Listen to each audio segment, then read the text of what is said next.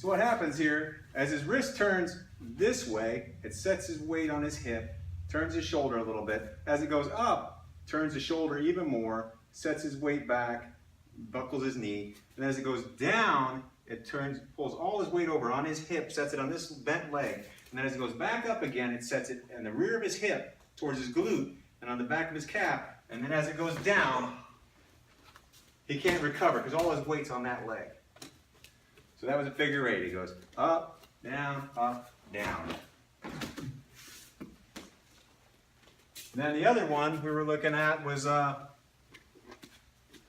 staff or a nunchuck. A nunchuck, you might do a figure eight commonly, or you might go like this in some styles, figure eight, right? What you don't see is this. This is a shorter version of this, but he's going to go ahead and ski, and I'll show you how that kind of works.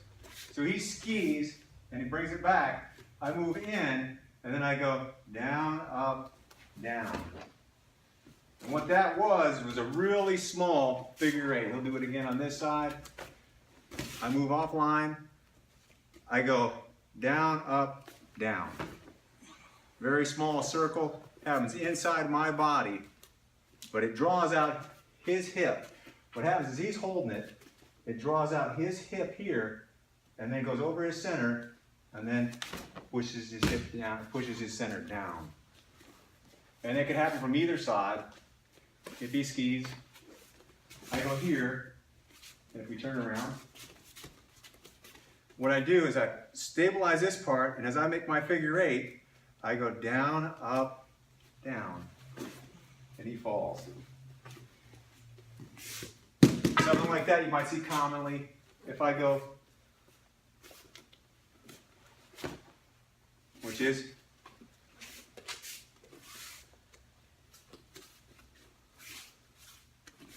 kind of part of a figure eight. Now if we get to a Rimi Nagi or something like that, he goes, strikes up, it's going up, and then it goes down, up, and then down again. Simple figure eight. Something like Kaiten Nagi might be where I go offline, I come up here, I go down here, and then I go across. Figure eights. Let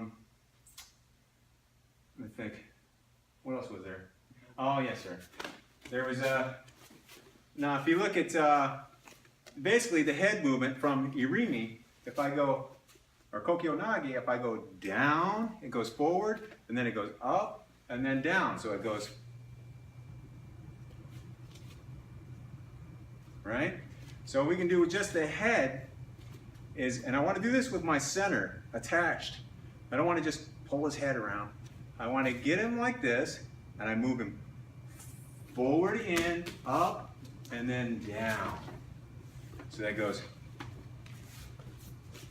figure eight.